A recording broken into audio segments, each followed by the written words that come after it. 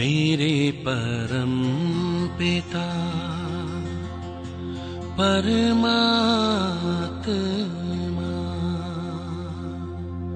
सदाशिव निराकार,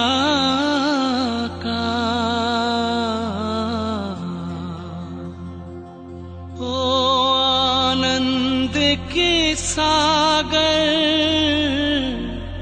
तेरी महिमा अपरंपार।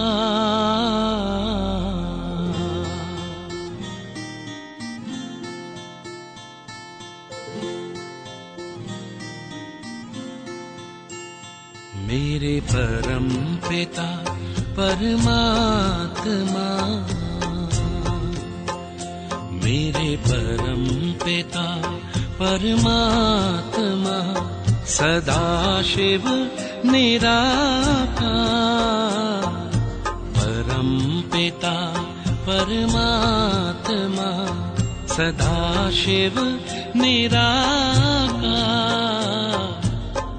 ओ आनंद के सागर तेरी महिमा अपरंपार, महिमा अपरंपार, तेरी महिमा अपरंपार।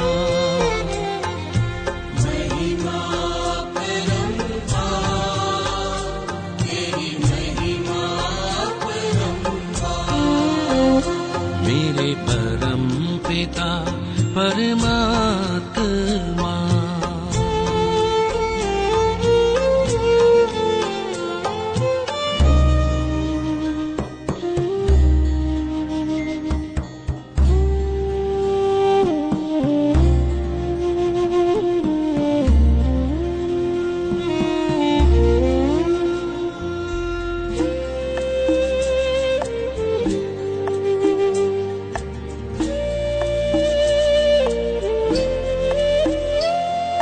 तुम सृष्टि के ज्ञाता हो, वरदानों के दाता हो। तुम सृष्टि के ज्ञाता हो, वरदानों के दाता हो। हम तुमको पाकर पाए,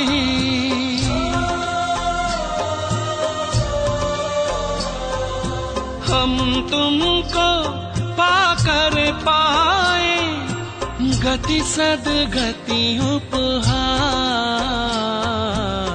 महिमा अपरंपार, तेरी महिमा अपरंपार।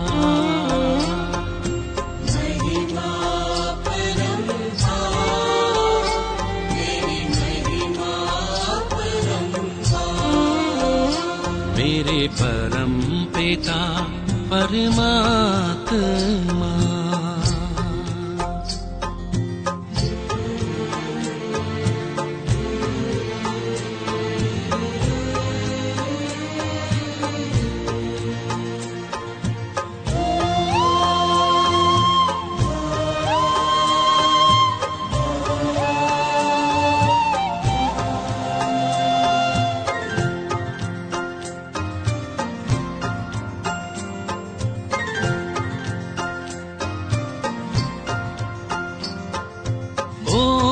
ओंकारेश्वर सर्वेश्वर, मुक्तिदाता मुक्तेश्वर।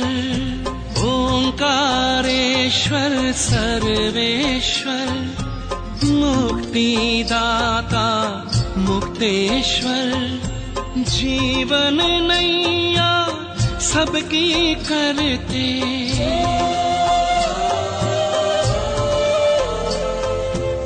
जीवन नैया सबकी करते, भवसागर के पार, महिमा अपरंपार, तेरी महिमा अपरंपार।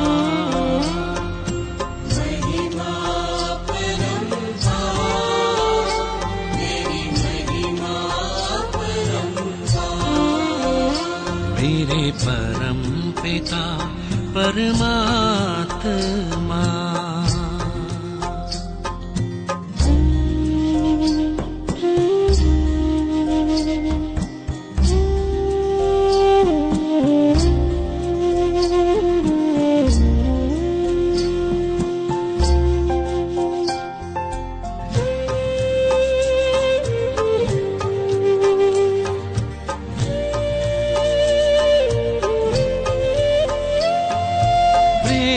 ज्ञान हो धर्म हो रूप अनूप हो परम हो। प्रेम ज्ञान हो धर्म हो रूप अनूप हो परम हो। कल्प वृक्ष के बीज रूप तुम,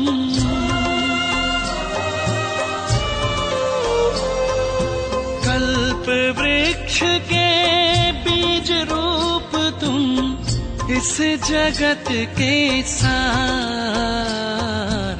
महिमा अपरंपार तेरी महिमा अपरंपार। महिमा अपरंपार तेरी महिमा अपरंपार। मेरे परम पिता परमात्मा।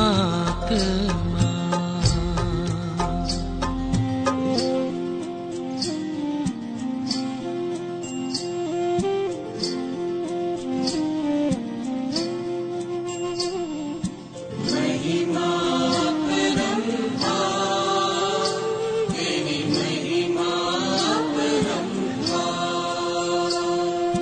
महिमा अपरंपार तेरी महिमा अपरंपार। महिमा अपरंपार तेरी महिमा अपरंपार।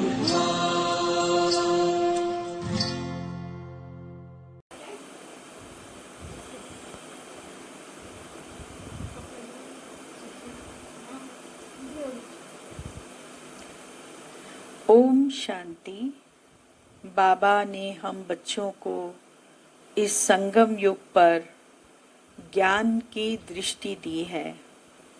इसीलिए कहा है नयनहीन को राह दिखाओ, क्योंकि नयन हमें ज्ञान का मिला है।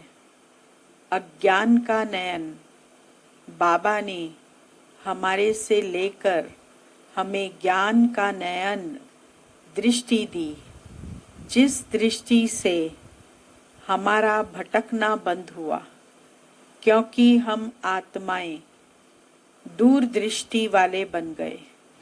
शांति धाम, सुख धाम वही हमको दिखाई देता है, क्योंकि हम सबको शांति धाम भी जाना है बाबा के साथ, वहाँ से सुख धाम भी आना है। इसीलिए बाबा कहते बच्चे अपने घर को निरंतर स्मृति में रखते रहो। 5 तारीख की वाणी है। मीठे बच्चे, तुम्हें अभी ज्ञान की दृष्टि मिली है, इसीलिए तुम्हारा भटकना बंद हुआ। तुम शांति धाम, सुख धाम को याद करते हो। प्रश्न है, देवताओं में कौन सी ताकत है और वह ताकत किस विशेषता के कारण है? कौन सी ताकत है और किस विशेषता के कारण है? उत्तर, देवताओं में सारे विश्व पर राज्य करने की ताकत है। वह ताकत विशेष एक मत की विशेषता के कारण है। वहाँ एक मत होने के कारण वजीर आदि रखने की दरकार नहीं। देवताओं ने संगम पर बाप से ऐसी श्रीमत ली हुई है जो 21 जन्म राज्य करते हैं। वहाँ एक राजा की एक दैवी फैमिली होती है, दूसरी मत होती नहीं। गीत बजा है, नयनहीन को राह दिखाओ प्रभु। ओम शांति। बच्चों को नयन मिले हैं, पहले नयन नहीं थे। कौन से नयन? ज्ञान के नयन नहीं थे, अज्ञान के नयन तो थे। बच्चे जानते हैं ज्ञान सागर एक ही बाप है और कोई में यह रूहानी ज्ञान है नहीं। जिस ज्ञान से सद्गति हो अर्थात शांति धाम सुख धाम जाना हो। अभी तुम बच्चों को दृष्टि मिली है कैसे सुख धाम बदलकर फिर माया का राज्य व दुख धाम बनता है।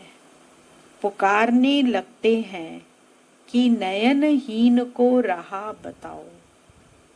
भक्ति मार्ग के यज्ञ दान पुण्य आदि से कोई राह नहीं मिलती है शांति धाम सुख धाम जाने की। हर एक को अपना पार्ट बजाना ही है। बाबा कहते हैं मुझे भी पार्ट मिला हुआ है। भक्ति मार्ग में पुकारते हैं मुक्ति जीवन मुक्ति की राह बताओ। उसके लिए कितने यज्ञ तप दान पुण्य आदि करते हैं, कितना भटकते हैं। शांति धाम सुख धाम में भटकना होता ही नहीं है। यह भी तुम जानते हो, वो तो सिर्फ शास्त्रों की पढ़ाई और जिस्मानी पढ़ाई को ही जानते हैं। इस रूहानी बाप को तो बिल्कुल जानते ही नहीं। रूहानी बाप ज्ञान तब आकर देते हैं जबकि सर्व की सद्गति होती है। पुरानी दुनिया बदलनी होती है, मनुष्य से देवता बनते हैं, फिर सारी सृष्टि पर एक ही राज्य होता है देवी देवताओं का, जिसको क्या कहते हैं? स्वर्ग कहते हैं। यह भी भारतवासी जानते हैं। आदि सनातन देवी देवता धर्म भारत में ही था। उस समय कोई और धर्म नहीं था। तुम बच्चों के लिए अभी है संगम युग, बाकी सब हैं कलयुग में। तुम पुरुषोत्तम संगम युग पर बैठे हो। जो जो बाप को याद करते हैं, बाप की श्रीमत पर चलते हैं, वह संगम युग पर हैं, बाकी कलयुग में है। अभी कोई सावरेंटी किंगडम तो है नहीं। अनेक मतों से राज्य चलता है। सतयुग में तो एक महाराजा की ही मत चलती है। सतयुग में एक महाराजा ही अपनी मत से सारे राज्य को चलाते हैं। वजीर नहीं होते, वहां कोई मंत्री आदि नहीं होते। राजा में इतनी ताकत रहती है कि वो उसका निर्णय, उसकी परख शक्ति बहुत तेज होती है, तो वो खुद ही निर्णय कर लेता है, खुद ही परख लेता है, खुद ही ऑर्डर कर देता है, न्याय भी खुद ही अच्छे से करता है। उसके लिए कोई मंत्री आदि की आवश्यकता नहीं। फिर जब पतित बनते हैं, हाँ, जब सतो प्रधान से तमो प्रधान स्टेज में आते हैं, रजो प्रधान अवस्था में आते हैं, तो वजीर आदि रखते हैं, क्योंकि वह ताकत नहीं रहती। अभी तो है ही प्रजा का राज्य। सतयुग में एक मत होने से ताकत रहती है। अभी तुम वह ताकत ले रहे हो। 21 जन्म इंडिपेंडेंट राजाई करते हो। अपनी ही दैवी फैमिली है। अभी यह है तुम्हारी ईश्वरीय परिवार। बाबा कहते हैं अपने को आत्मा समझ बाप की याद में रहते हो तो तुम ईश्वरीय परिवार के हो। अगर देह अभिमान में आकर भूल जाते हो तो आसुरी परिवार के हो। 1 सेकंड में ईश्वरीय संप्रदाय के, फिर 1 सेकंड में आसुरी संप्रदाय के बन जाते हो। अपने को आत्मा समझ बाप को याद करना कितना सहज है, परंतु बच्चों को मुश्किल लगता है। बाबा कहते हैं अपने को आत्मा समझ और बाप को याद करेंगे तो विकर्म विनाश होंगे। देह द्वारा कर्म तो करना ही है, देह बिगड़ तो तुम कर्म कर नहीं सकेंगे। कोशिश करनी है काम काज करते भी हम बाबा को याद करें, परंतु यहाँ तो बिगर काम भी याद नहीं कर सकते हैं, भूल जाते हैं। यही मेहनत है। भक्ति में ऐसे कोई थोड़े ही कहा जाता कि सारा दिन भक्ति करो, उसमें टाइम होता है। भक्ति करते हैं तो उसमें भी समय होता है। सवेरे के समय करो, शाम के समय करो या रात के समय करो, एक टाइम फिक्स रखते हैं कि इस समय हमको भक्ति करनी है। भक्ति में ऐसे कोई थोड़े ही कहा जाता कि सारा दिन भक्ति करो, उसमें टाइम होता है सवेरे, शाम व रात को। फिर मंत्र आदि जो मिलते हैं वह बुद्धि में रहते हैं। अनेकानेक शास्त्र हैं, वह भक्ति मार्ग में पढ़ते हैं। कितने सारे शास्त्र हैं, 4 वेद, गीता, उपनिषद, रामायण, महाभारत, और इसके अलावा हर एक की टिप्पणी हर शास्त्र के ऊपर, हर एक ने अपने अनुसार भी उसका विवेचन किया हुआ है। तो इससे कितनी सारी भक्ति की पुस्तकें हो गई। तुमको तो कोई पुस्तक आदि नहीं पढ़ना है, न बनाना है। यह मुरली छपाते भी हैं रिफ्रेश होने के लिए। बार बार मुरली पढ़ेंगे तो धारणा भी कर सकेंगे, रिफ्रेशमेंट भी होगा।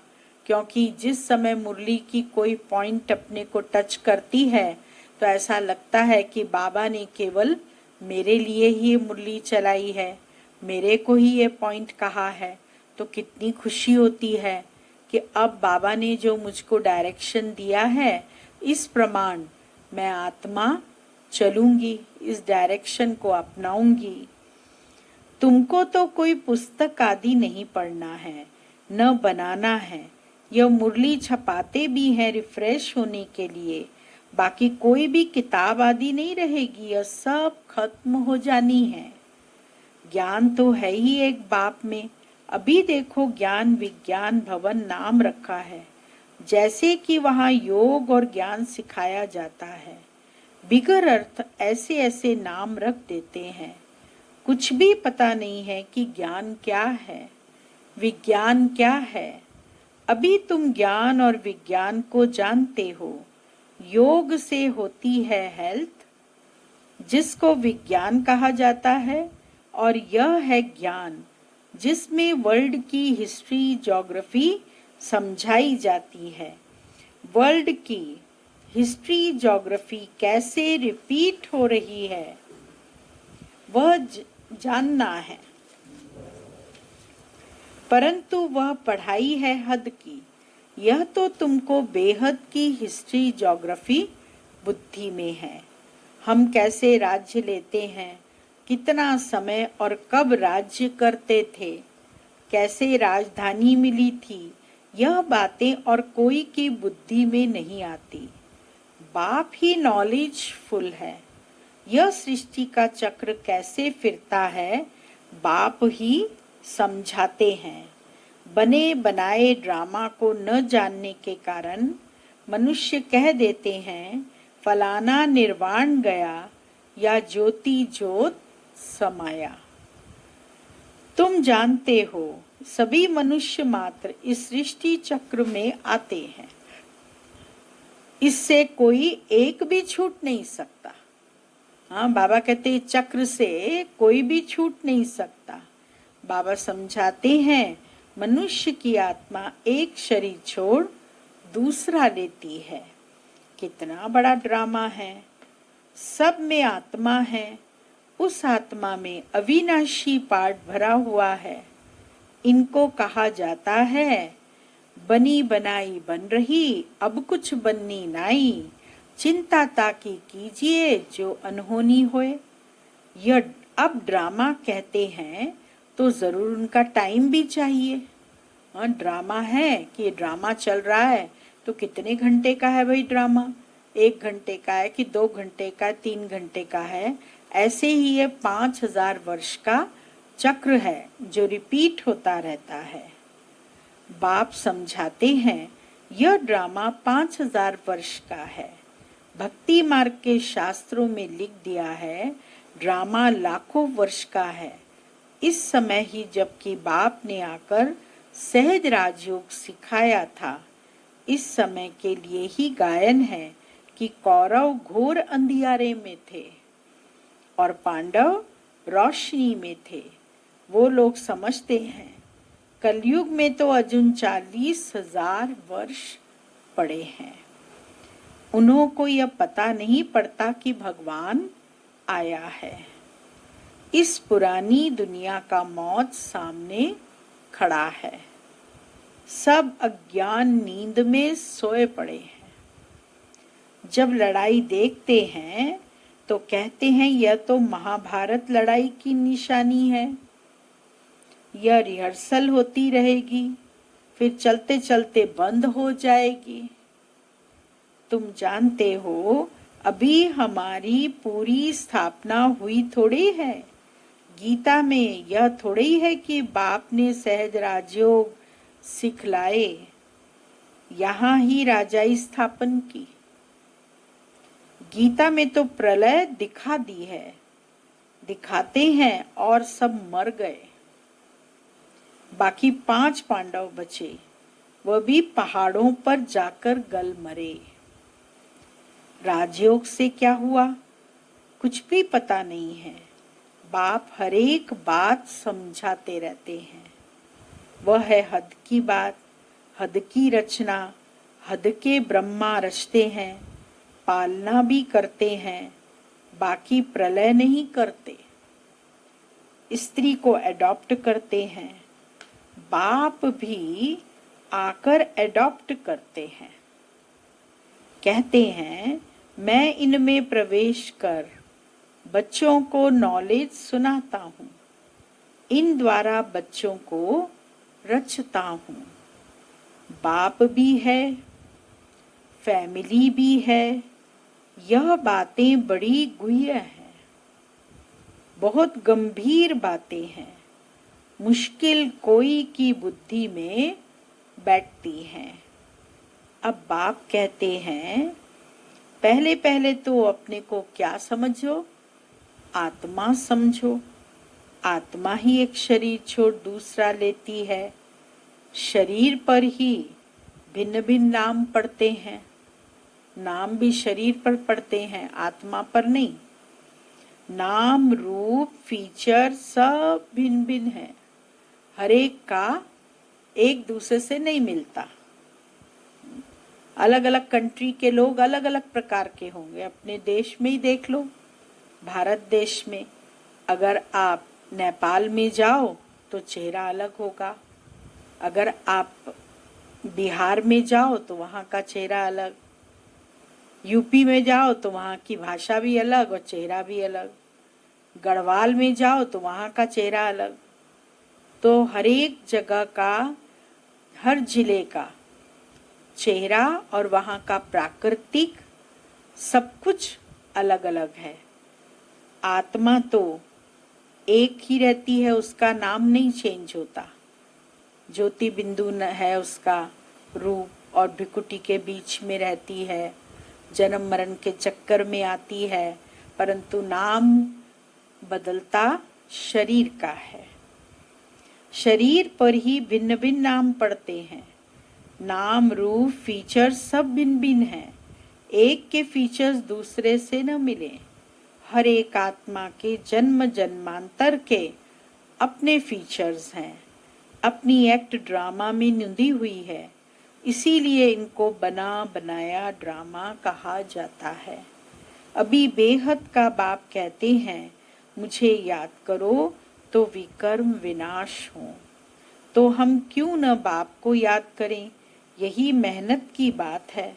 तुम बच्चे जब याद की यात्रा में बैठते हो तो माया के तूफान आते हैं।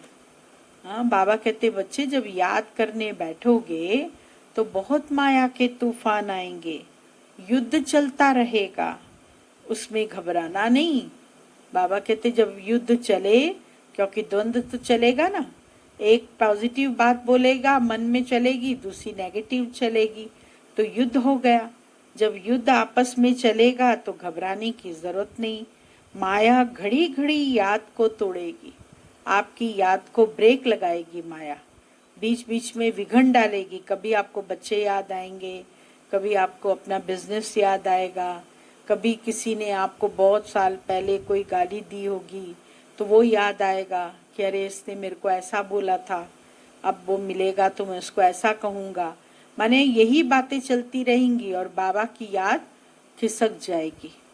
पारे के समान है बाबा की याद कि एक सेकंड में यहाँ से वहाँ खिसक जाती है। संकल्प विकल्प ऐसे ऐसे आएंगे जो एकदम माथा खराब कर देंगे। तुम मेहनत करो। बाप ने समझाया है इन लक्ष्मी नारायण की कर्म इंद्रियां वश कैसे हुई। यह संपूर्ण निर्विकारी थे। यह शिक्षा इन्हों को कहाँ से मिली। अभी तुम बच्चों को यह बनने की शिक्षा मिल रही है। इनमें कोई विकार नहीं होता। वहाँ रावण राज्य ही नहीं, पीछे रावण राज्य होता है। रावण क्या चीज है यह कोई भी नहीं जानते। ड्रामा अनुसार यह भी नूंद है। ड्रामा के आदि मध्यंत को नहीं जानते, इसीलिए ही नेति नेति करते आए हैं। अभी तुम स्वर्गवासी बनने के लिए पुरुषार्थ कर रहे हो। यह लक्ष्मी नारायण स्वर्ग के मालिक है ना, इन्हों के आगे माथा टेकने वाले तमो प्रधान कनिष्ठ पुरुष हैं। बाप कहते हैं पहले पहले तो एक बात पक्की कर लो, अपने को आत्मा समझ बाप को याद करो। इसमें ही मेहनत है।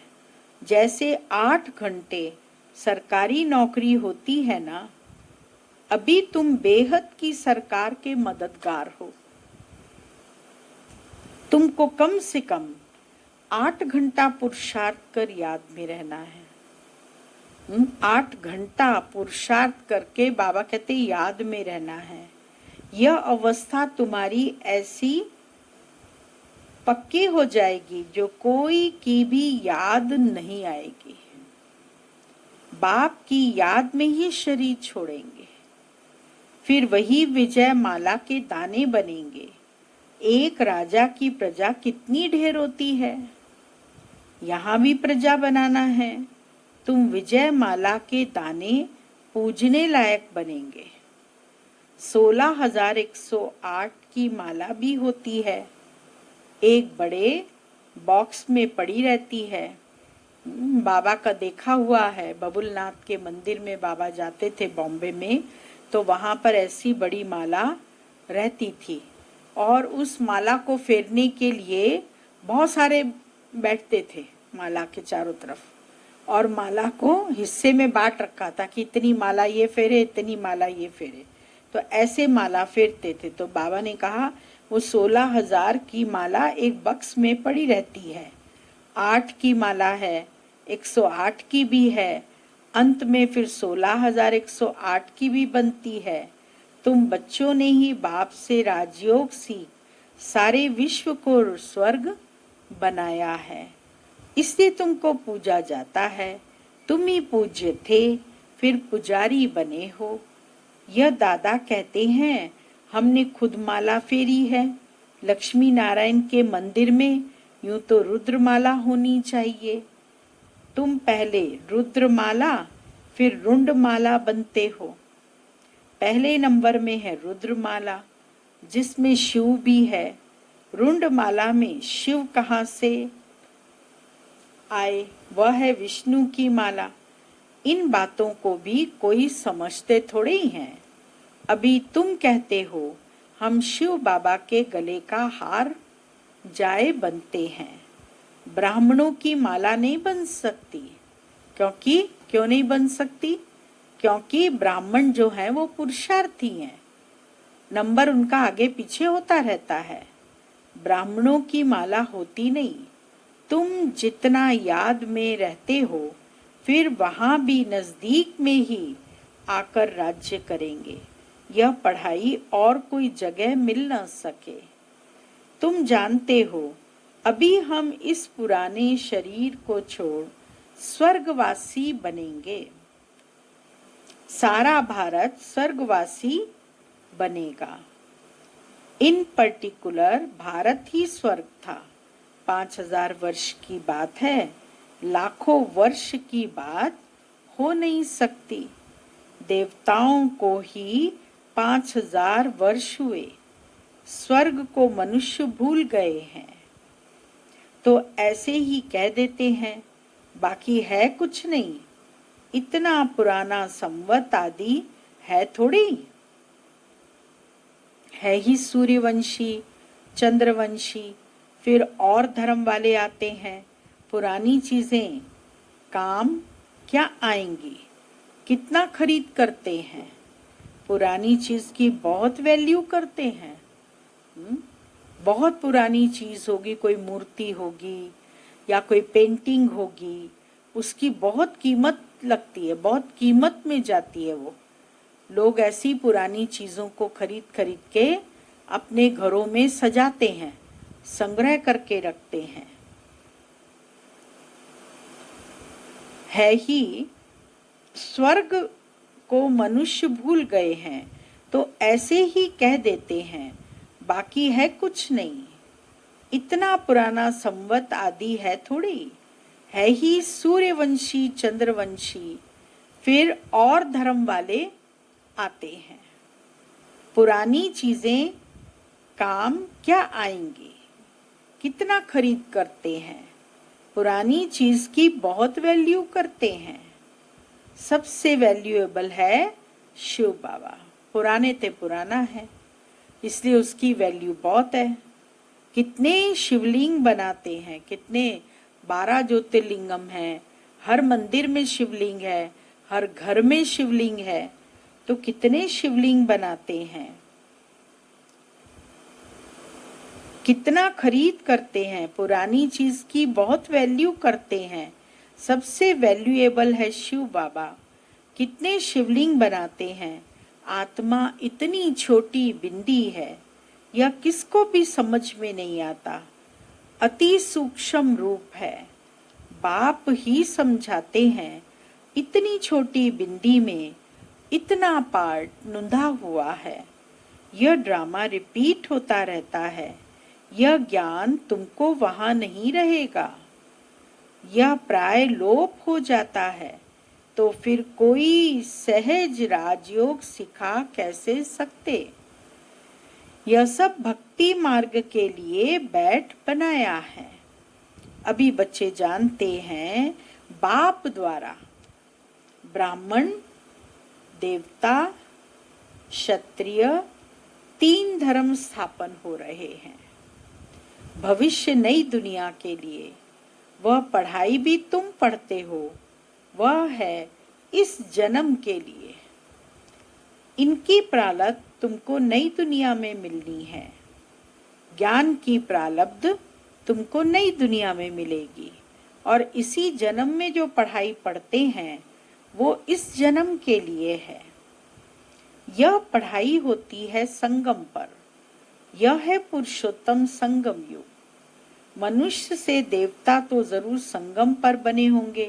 बाप बच्चों को सब राज समझाते हैं। यह भी बाबा जानते हैं तुम सारा दिन इस याद में रह नहीं सकेंगे। इम्पॉसिबल है। इसीलिए क्या रखो, चार्ट रखो। देखो हम कहाँ तक याद में रह सकते हैं। देह का अभिमान होगा तो याद कैसे रह सकेगी। पापों का बोझा सिर पर बहुत है, इसीलिए बाबा कहते हैं याद में रहो। त्रिमूर्ति का चित्र पॉकेट में डाल दो, परंतु तुम घड़ी घड़ी भूल जाते हो। अलफ को याद करने से बे आदि सब याद आ जाता है। बैज तो सदा लगा रहे, लिटरेचर भी हो, कोई भी अच्छा आदमी हो तो उनको देना चाहिए। जेब में रखो और फिर कोई अच्छा आदमी मिले, ज्ञान समझाओ, अगर समझे तो फिर उसको दे दो। अच्छा आदमी कभी मुफ्त में नहीं लेंगे। बोले इसका क्या पैसा है, बोलो यह गरीबों को तो मुफ्त में दिया जाता है। बाकी जो जितना दे रॉयल्टी होनी चाहिए। तुम्हारी रस्म रिवाज दुनिया से बिल्कुल न्यारी होनी चाहिए। रॉयल आदमी आप ही कुछ न कुछ दे देंगे। यह तो हम सब को देते हैं कल्याण के लिए। कोई पढ़कर भी तुमको पैसे भेज देंगे, कोई भी पुस्तक देंगे किसी को पढ़ने के लिए तो कोई पढ़ करके तुमको पैसा भेज देंगे। खर्चा तो तुम करते हो ना। बोलो हम अपना तन मन धन भारत की सेवा में खर्च करते हैं। अच्छा, मीठे मीठे सिकिलदे बच्चों प्रति मात पिता बाप दादा का याद प्यार और गुड मॉर्निंग। रूहानी बाप की रूहानी बच्चों को नमस्ते और रूहानी बच्चों की रूहानी बाबा को याद प्यार गुड मॉर्निंग नमस्ते।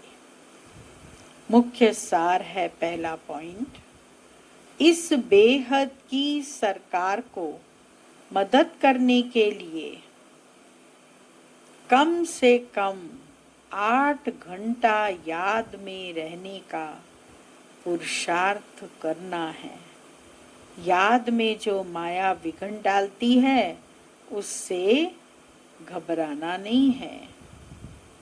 दूसरा पॉइंट, इस पुरुषोत्तम संगम युग पर ईश्वरीय संप्रदाय का बन ईश्वर की मत पर चलना है। कर्म करते भी एक बाप की याद में रहने का अभ्यास करना है। वरदान, बैगर टू प्रिंस का पार्ट प्रैक्टिकल में बजाने वाले त्यागी व श्रेष्ठ भाग्यशाली आत्मा भाव। जैसे भविष्य में विश्व महाराजन दाता होंगे, ऐसे अभी से दातापन के संस्कार इमर्ज करो। वहाँ भी देने वाले होंगे, हर समय सबको बांटते रहेंगे, देते रहेंगे। तो बाबा कहते अभी भी तुम दातापन के संस्कार इमर्ज करो। किसी से कोई सैल्वेशन लेकर के फिर सैल्वेशन दें, ऐसे संकल्प में भी न हो। हाँ, कोई सैल्वेशन दे फिर हम उसको दें, ऐसा मत संकल्प में लाओ। इसे ही कहा जाता है बैगर टू प्रिंस। इसे ही कहा जाता है बैगर से फिर प्रिंस बनते हैं। स्वयं लेने की इच्छा वाले नहीं, इस अल्पकाल की इच्छा से बैगर। ऐसा बैगर ही संपन्न मूर्त है। जो अभी बैगर टू प्रिंस का पार्ट प्रैक्टिकल में बजाते हैं, उन्हें कहा जाता है सदा त्यागी व श्रेष्ठ भाग्यशाली। त्याग से सदा काल का भाग्य स्वतः बन जाता है। स्लोगन है, सदा हर्षित रहने के लिए साक्षीपन की सीट पर दृष्टा बनकर हर खेल देखो। सर खेल चल रहा है, और दुनिया में सब खेल खेल रहे हैं। कोई बच्चों के साथ खेल रहा है, ये भी गुड़ियाएं हैं, हम भी गुड़ियाएं हैं। कोई भाग रहा है, कोई कूद रहा है। कितने भिन्न भिन्न वैरायटी प्रकार के एक्शन हैं जो खेल के रूप में चल रहे हैं। तो बाबा कहते बच्चे साक्षी होकर सब खेल देखते रहो, अपसेट नहीं हो, दुखी नहीं हो, अशांत नहीं हो, बल्कि अपनी मौलाई मस्ती में मस्त रहो, बाबा की याद में, और खेल का आनंद लेते रहो। ओम शांति।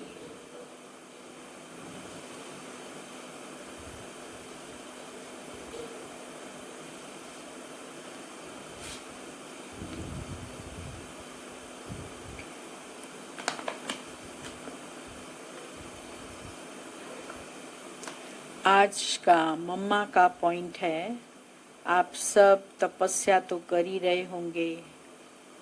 कम से कम 4 घंटे तो तपस्या करिए, 2 घंटा सुबह, 2 घंटा शाम, जैसे समय मिले उस अनुसार।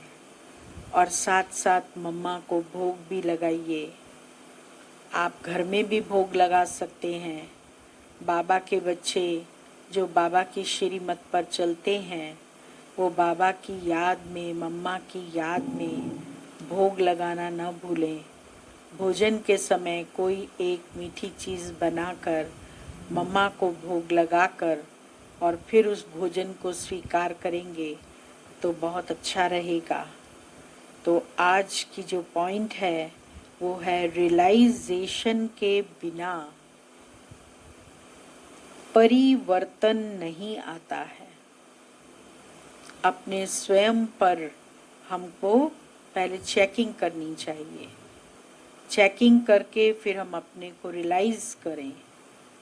रियलाइज करके सोचें कि ये मेरी गलती है, ऐसी गलती मुझे आगे नहीं करनी है, तो मैं उस बात का परिवर्तन सहज कर सकूंगी।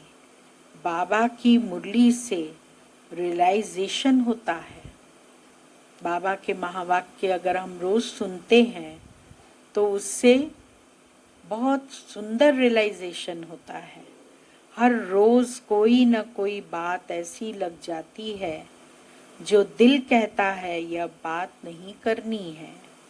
बाबा ने यह बात सभा में नहीं बोली, लेकिन पर्सनली जैसे मेरे को बोला है।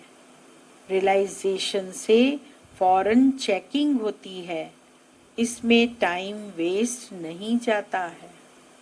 बाबा की मुरली रोज पढ़ते हैं तो पढ़ने के बाद ऐसा फील होता है कि बाबा ने जैसे मुझे ही पर्सनली ये बात कही है, और उस बात को जब हम अपने पर लागू करते हैं और उससे रियलाइज करते हैं कि ये मुझे नहीं करनी है, और कल के लिए संकल्प करते हैं कि बाबा अब कल से ये बात दोबारा रिपीट नहीं होगी।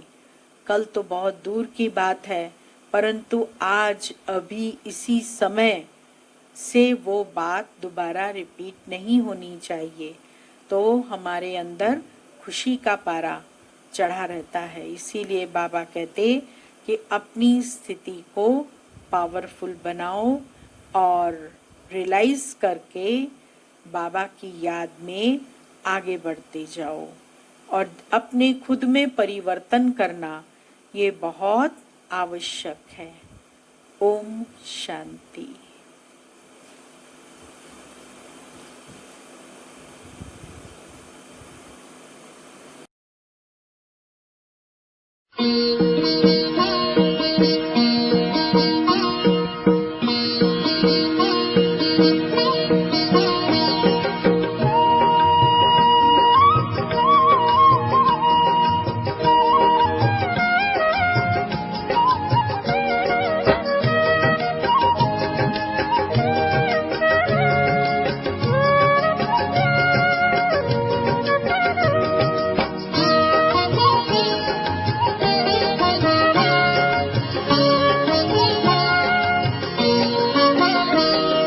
मधुबन के बाबा,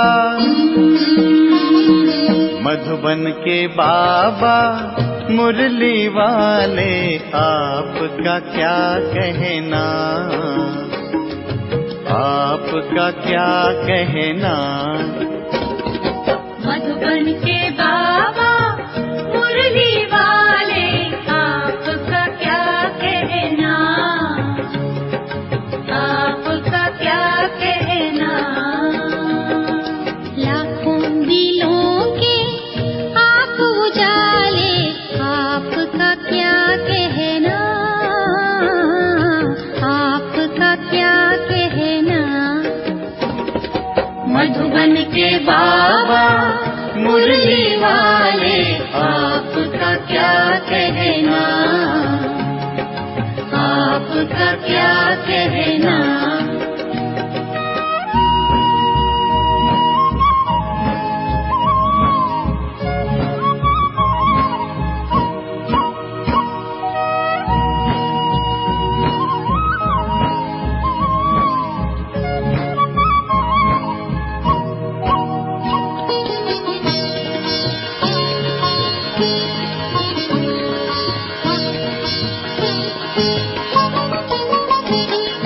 कितनों को आपने राह दिखाई, राह दिखाई हो,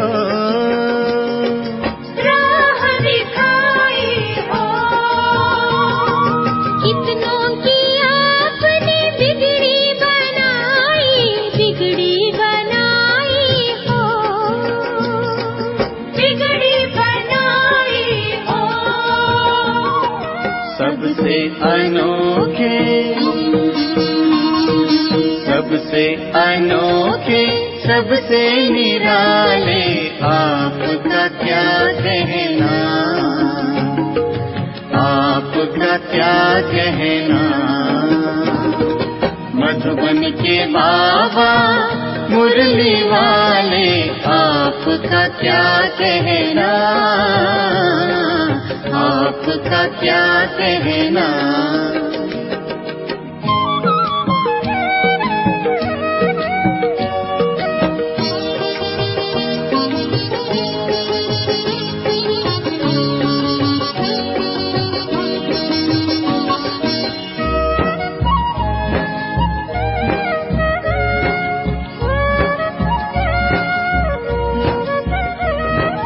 आप हैं हम सबके भाग्य विधाता, भाग्य विधाता हो, भाग्य विधाता हो। आपकी तुलना में कोई न आता, कोई न आता हो। कोई न आता हो। माटी को सोना, माटी को सोना कर देने वाले, आपका क्या कहना, आपका क्या कहना। मधुबन के बाबा मुरली वाले, आपका क्या कहना, आपका क्या कहना।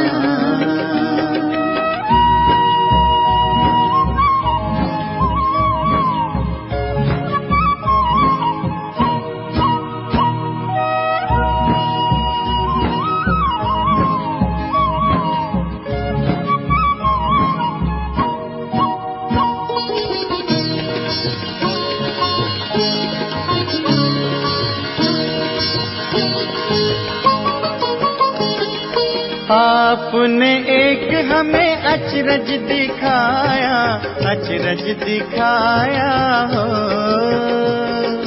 अचरज दिखाया हो। आबू की भूमि को तीर्थ बनाया, तीर्थ बनाया हो, तीर्थ बनाया हो। पर्वत पे स्वर्ग, पर्वत पे स्वर्ग उतारने वाले, आपका क्या कहना,